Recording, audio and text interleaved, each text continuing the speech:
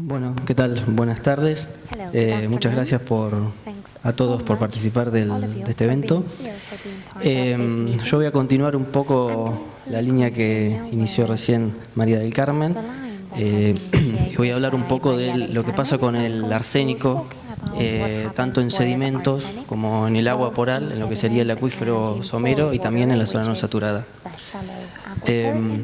Brevemente, para introducir, estamos en un ambiente de llanura y particularmente de llanura húmeda desde el punto de vista hidrológico.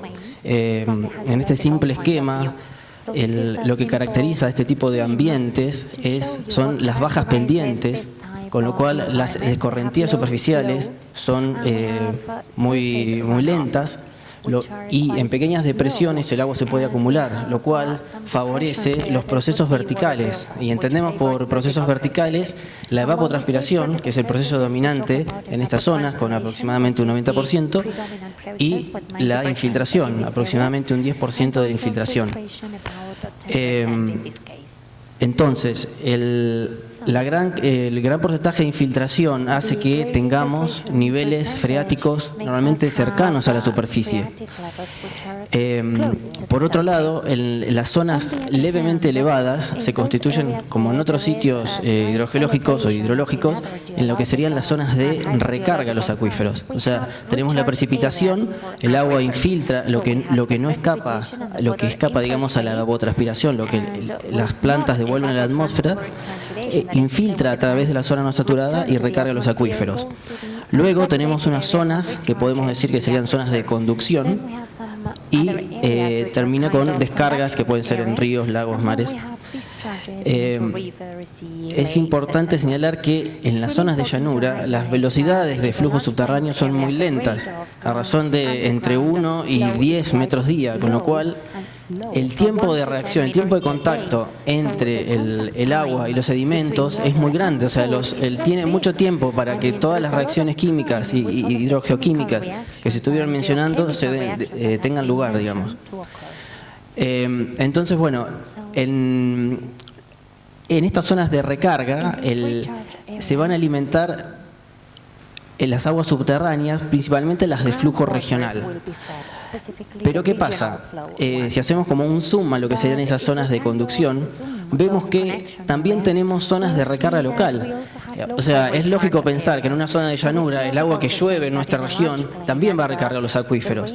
Entonces, las reacciones químicas que van a tener lugar en lo que sería la zona no saturada, por las dudas repaso lo que es la zona no saturada, es la fracción del terreno cuyos poros no están completamente llenos con agua. O sea, tienen agua o alguna solución y aire, gases, hasta llegar a la superficie freática donde todos los poros están saturados.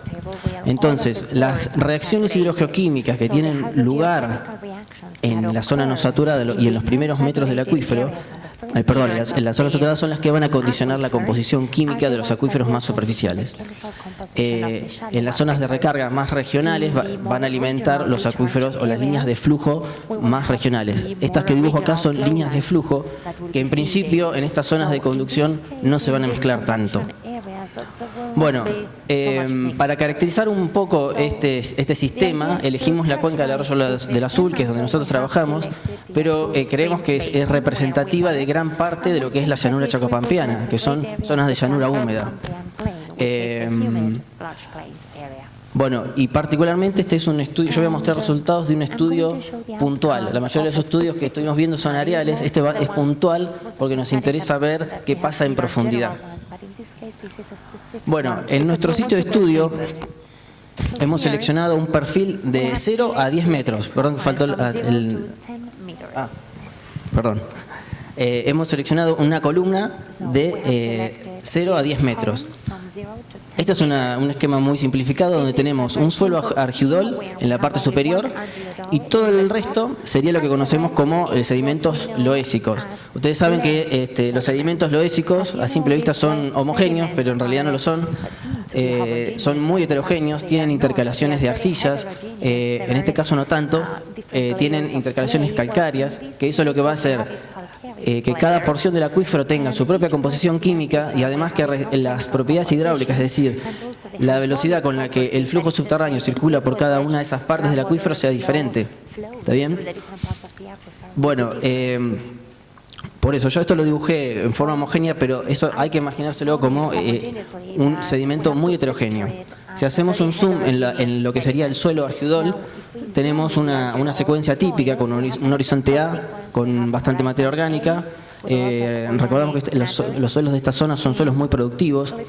Tenemos un horizonte BT con el predominio de arcillas.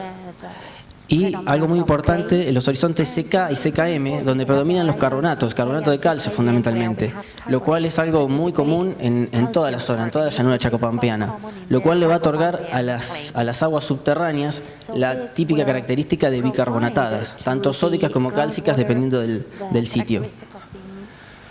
Bueno, el sitio es una parcela experimental que está dedicada al estudio de la zona no saturada desde hace unos cuantos años, unos 20 años, y ahí tenemos dos pozos. Un pozo de 5 metros con la rejilla entre 4 y 5 metros que tiene el agua que extraemos una composición promedio de 35 ppb o microgramos por litro, y otro pozo que está al lado, a 2 metros, que va hasta los 10 metros y tiene una rejilla entre 8 y 10 metros. Allí la composición química, la concentración de arsénico es de 65 ppb, prácticamente el doble que el otro. Bueno, además de los pozos, en lo que sería la zona no saturada, tenemos unos, se llaman lisímetros o cápsulas de succión, con la cual, haciendo succión, en esta parte de la cerámica, es un tubo con una cerámica en el extremo inferior, podemos extraer una muestra del agua del suelo. Hacemos succión y sacamos un agua que luego podemos analizar.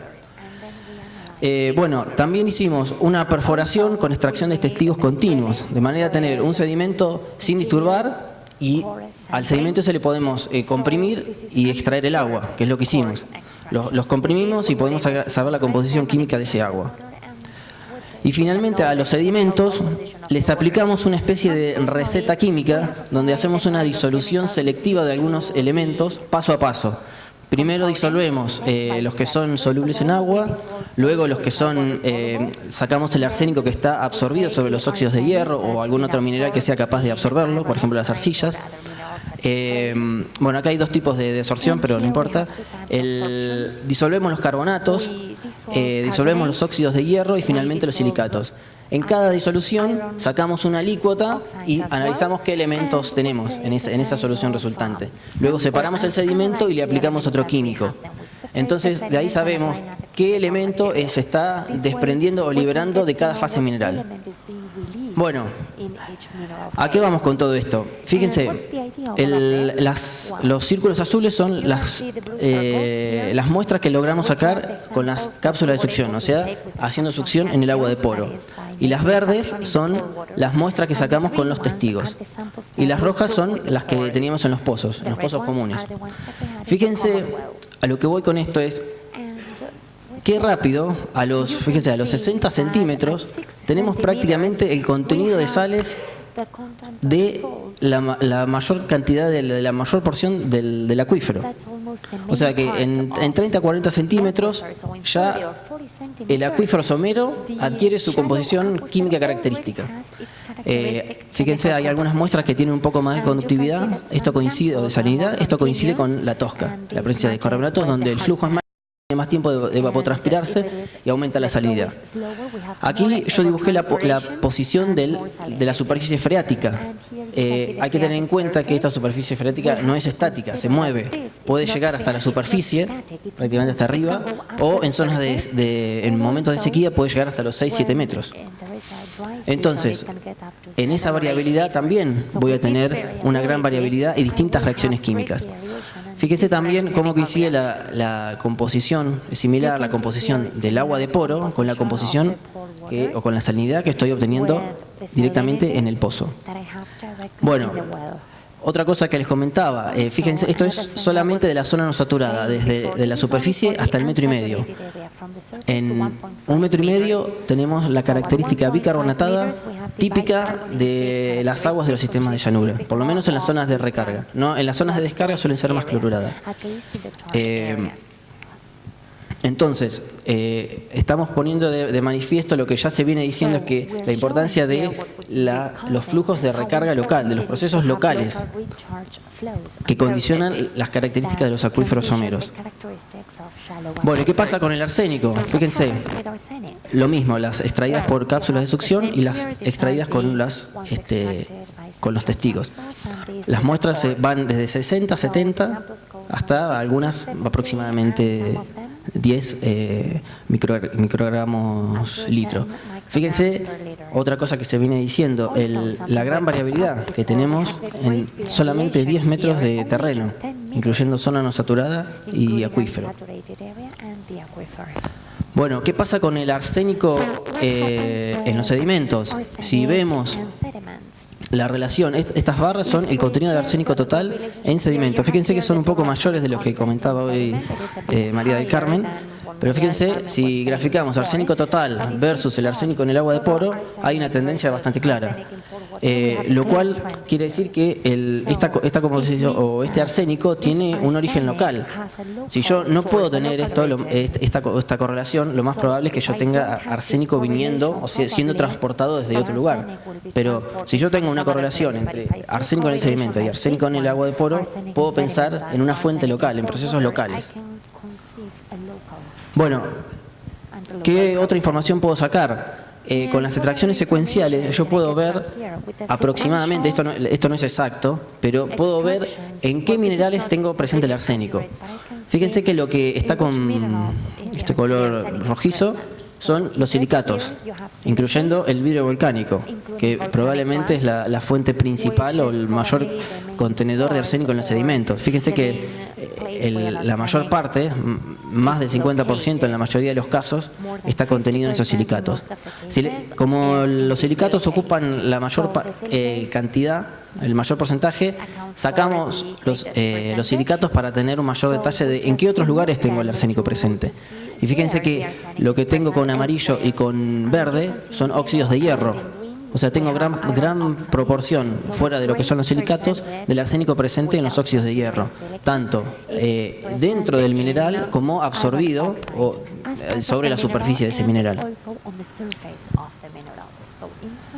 Bueno, ¿y qué pasa con esos óxidos de hierro? Fíjense, si nosotros analizamos el contenido de óxidos de hierro en relación al agua de poro, vemos que a mayor concentración de óxidos de hierro, tenemos menores concentraciones de arsénico en el agua poral, o sea, en el agua que tenemos tanto en el acuífero como en la zona no saturada. ¿Y esto por qué? Bueno, está demostrado que los óxidos de hierro son buenos absorbentes de lo que es el arsénico. Esto incluye, fíjense que acá se pueden diferenciar, con este esquema de extracciones secuenciales podemos diferenciar lo que son óxidos amorfos, es decir, que no tienen una estructura cristalina, de los que son óxidos cristalinos, o sea, tienen una estructura cristalina definida. Normalmente los óxidos amorfos, si bien están en menor proporción, suelen ser mejores absorbentes porque tienen una mayor superficie específica. O sea, tienen mayor cargas positivas que pueden absorber los arseniatos. Bueno, y nada más, lo que quería era remarcar un poco esto de que las características químicas de los acuíferos someros son adquiridas rápidamente a través de las reacciones hidrogeoquímicas en la zona no saturada. Y que el arsénico presente en estos acuíferos presenta una gran variabilidad. O sea, ya lo hemos visto y se ha repetido bastante, que el arsénico responde a fenómenos mayormente locales. No debemos pensar el arsénico como que va a ser homogéneo en toda la extensión de un acuífero. Ya lo hemos visto en este simple ejemplo, que es muy pequeño y que en cortas distancias tenemos esta gran variabilidad.